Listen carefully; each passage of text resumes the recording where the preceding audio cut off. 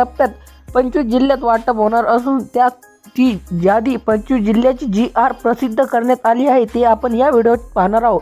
मित्रांनो, राज्यात अनेक ठिकाणी मुसळधार पावसामुळे शेतकरी सोयाबीन, कापूस व इतर सर्व खरीप पिके अक्षरशः वाहून गेली होती. त्यामुळे राज्य सरकारकडून पंचनामा करत आंग्री मंजूर केले होते. मित्रांनो, खरीप हंगाम 2025 करिता तब्बल 3,000 कोटी 65 लाख रुपये निधी मंजूर केला आहे. मित्रांनो, पीक विमा कंपन्यांच्या माध्यमातून 3 टप्पे पीक विम्याचे वाटप केले जाणार आहे. पहिल्या टप्प्यात 25 जिल्ह्यातील शेतकऱ्यांच्या खात्यात पीक विमा जमा होणार आहे.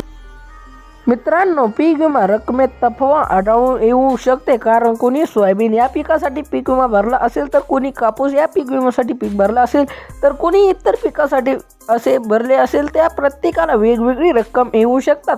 मित्रांनो, 3 टप्प्यापैकी पहिला टप्पा वाटप होणाऱ्या जिल्ह्याची यादी व संपूर्ण GR आता पाहूया. 1 छत्रपती संभाजीनगर, लातूर, नाशिक, पुणे, कोल्हापूर, सांगली व यवतमाळ, बीड, बुलढाणा, अमरावती, सोलापूर, ठाणे, 13 चंद्रपूर, गजवर, 14 नारायणगाव, 15 धुळे, 16 वाशिम, 17 अकोला, 18 रत्नागिरी व तसेच 18 नांदेड, 20 पालघर, 21 वर्धा, 22 परभणी, 23 गडचिरोली, 24 गोंदिया, 25 धाराशिव. 25 जिल्ह्याच्या शेतकऱ्यांना खात्यात पुढील 24 तासात जमा होणार आहे. तसेच पुढील कोणत्याही जिल्ह्याची पीक वाटप या संदर्भात व्हिडिओ देखील लवकरच प्रसिद्ध करण्यात येणार आहे. त्यामुळे आपल्या चॅनलला सबस्क्राईब करून ठेवा.